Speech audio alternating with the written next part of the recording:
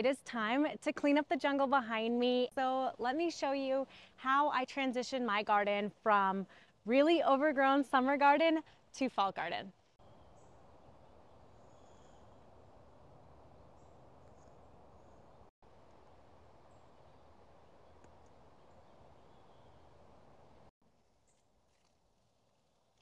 Y'all, welcome to the jungle. Oh my gosh. This has been a long overdue item on my garden to-do list. Your veggie garden might be looking a bit like mine this time of year. So here's what I'm going to do to tame the madness and then transition this garden to fall, because I've got fall veggie starts that I need to get in the ground. And then I also need to plant my garlic. Now, before Halloween, is the perfect time to get your garlic in the ground. So if you're like me and you've also got fall veggie garden starts waiting to get in the ground, let's clean out the veggie garden together. Let's get your fall garden in the ground, and I'll share with you how I refresh the beds and get them ready for the next planting season.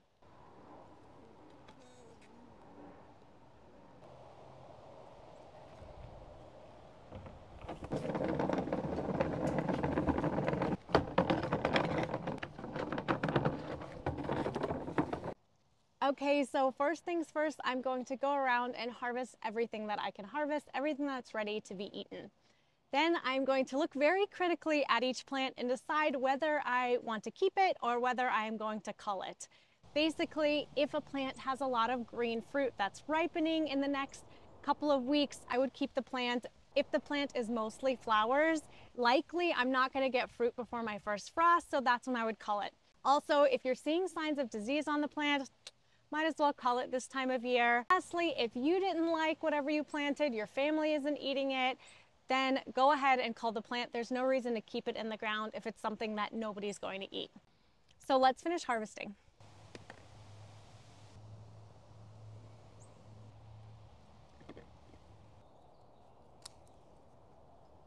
Oh man, what a mess this corner is. One of the super fun and random things that happens when you start a veggie garden is sometimes you'll get perennial plants that you weren't expecting. So this is actually a peanut. This is how peanuts grow.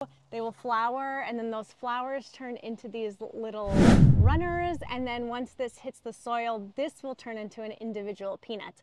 I wasn't expecting it to grow here. It must have come up from a peanut that got left in the soil from last year. So I just let it grow. I'm not expecting hardly any peanuts, but let me lift it up and see what there is.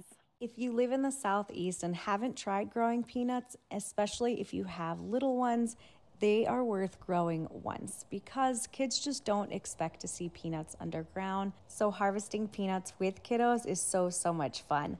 Wow! Say what? That's a peanut? Yeah. Wow, that looks sturdy. Peanuts live in gardens. But know that when you do grow peanuts, they need a lot of space. So this is one peanut plant that I am ripping out here. And one peanut plant will give you about a handful of peanuts. So it's more of a crop to grow for fun and not really for food purposes. I'm going to remove the eggplants. I harvested what I could. Everything else is in the flower or early fruiting stage, and there just isn't enough time in this season, and my family doesn't really like it. So when I remove plants, I just cut them off at the base so that I'm not messing up any of the soil structures that are below ground and making sure that I'm maintaining a healthy soil. So I just cut it and leave all of the roots. That naturally decomposes, and in the spring when I'm planting again, it is ready to go.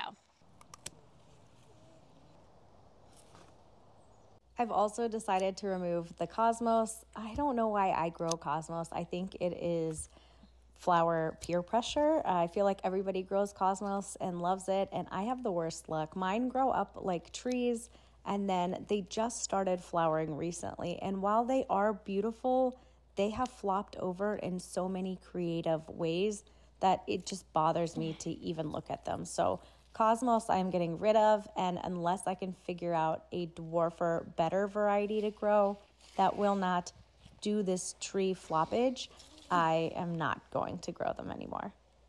There's no use in pretending. It is day 2, different outfit. I happen to only have a couple of minutes every day to garden, so that's why sometimes you'll see me in different outfits throughout one video. Even though it's something that should really only take an hour or two, it takes me a little while longer, but eventually everything gets done. So while I'm procrastinating on starting on the other bed, I cut this beautiful bouquet of dahlias. These are cheapo Home Depot tubers. This is Melina Flor. They are absolutely gorgeous this time of year. And this is my quickie off-topic reminder to keep deadheading your dahlias so that they can keep blooming for you into the fall. So I'm gonna put these inside and then I'm gonna stop procrastinating and we're gonna tackle the tomato bed. This bed behind me has primarily 4 things growing in it. This has my tomatoes, which shockingly some of my tomatoes are making a fall miracle recovery. I guess the trick to growing fall tomatoes is to just absolutely ignore them in the summer and neglect them. Then I also have some cut flowers. You can see behind me there are some zinnias and some dahlias. Those I'm gonna go ahead and get rid of. Lots and lots and lots of disease here, which is typical for this time of year, so might as well just cut our losses. I've also got the butterfly pea flowers growing up the trellis and growing up some of the tomatoes. Those are super, super fun, and you can go back a couple of videos. I'm giving away some butterfly pea flower seeds, so go ahead and watch that video and then drop me a comment if you'd like some seeds. And then as a ground cover in this bed, because we waste no space when we're only growing out of 2 beds, is sweet potato. Sweet potato is what I plant after I pull garlic. I love growing garlic in the fall and spring. I love growing sweet potato in the summer. It pretty much takes care of any and all weeds. It also ensures that this bed looks proper jungle. And so now this time of year we get to harvest sweet potatoes, but that's something that I'm gonna wait to do with the kiddos.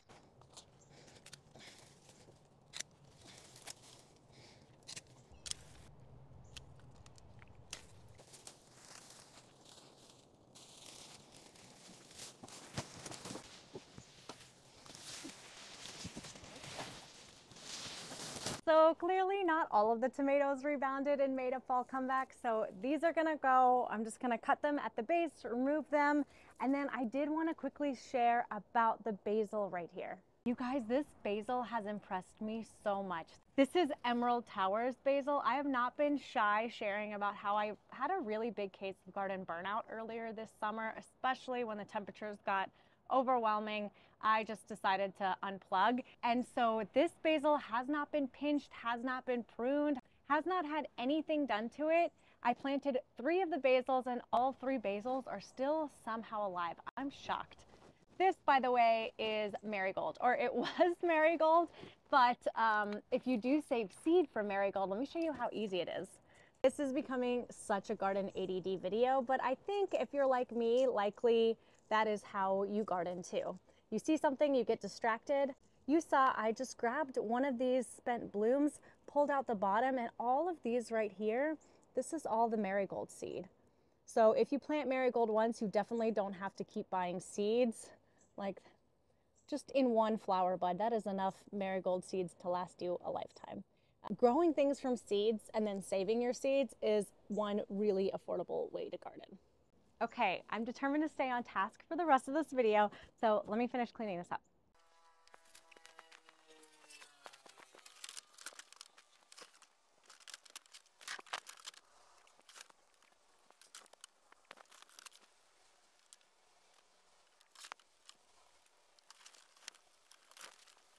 Okay, one last ADD tangent.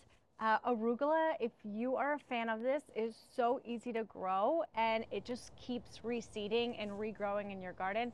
It's pretty much over here in the corner as a ground cover. It will reseed everywhere in the garden if you let it. I pretty much just planted 3 arugulas last spring, let them flower, let them do their thing, and now they're pretty much everywhere. The arugula mostly go to the chickens because my family doesn't really love it. We don't have a super sophisticated palate, but if you do and you like eating arugula, know that it is stupid easy to grow instead of paying the premium at the store. All of this growing up the trellis right here is blue butterfly pea. I would probably remove it as I have harvested a ton of blue butterfly pea flowers throughout the season, probably enough to make whatever I want for the year. I'm gonna leave this because the pods are still ripening and I'm saving the seeds for you guys. So if you would like some seeds, definitely check out that video and learn how to enter the giveaway so that I can send you some for my garden. But I think now I have enough room to where my kids can go in, harvest the sweet potatoes, and then I'll show you how I amend the soil and get it ready to plant all of my fall plants and garlic. Let's go, let's go, let's go. Let's get the sweet potatoes. So to be honest, this year's sweet potato harvest was a bit of a bust. I should have planted them much sooner. I think I waited to plant them in July and they just haven't had time to develop. So I went ahead and harvested half of the sweet potatoes and I'll leave the other half to see if I can get a true proper crop. The goal for me was to make enough room so that I could amend the soil and go ahead and plant garlic. So let's finally get this garlic in the ground. If you're a vegetable gardener, you probably know how much soil costs and how much you need to add every season. And that's just something that I really didn't think about when we first started our veggie garden. And I just wish more people talked about it. So every year I'll add 2 to 3 inches of soil. And when I say amend the soil, what I mean is I'm adding fresh, really nutrient-rich compost. And then throughout the season, I will also add fertilizer. As your vegetables grow, they're depleting the soil of nutrients. So you need to put those nutrients back by topping your beds off with compost or fertilizer. That will help make sure that your new crops for the next season will have enough nutrients to thrive. And now it's finally garlic time. So here's how easy it is to get this garlic in the ground. The trick to planting garlic is that you want to plant the individual cloves, not the entire head. You plant the cloves 2 to 3 inches apart, and you want to keep the inner paper coating on there. So this is going to help protect the clove. This is the top side. The pointy side goes up, and the flat bottom side, that's where the roots are going to come out. So you're just planting them just like this, about 2 to 3 inches away, and that's it until March. In the next few days, I will put up a Garlic 101 video. I realized that I could probably talk about garlic planting and harvesting and growing for more than just a few minutes, and this video is getting kind of long, so I do want to keep it to the point. I am really happy and relieved to have finally checked this task off my to-do list, and something that I've been feeling really guilty about procrastinating about, and now I feel like I can truly enjoy the fall season. I wanted to end this video with a big thank you if you made it all the way through the ADD twists and turns of this video. I truly appreciate you watching. I'd love to hear if you are growing a fall garden this year, and if you are, what your favorite crop is, or what is the crop that you're most excited about growing. I'll get that Garlic 101 video up because that is going to be my favorite crop that I am going to grow this fall, and I will see you in the next video.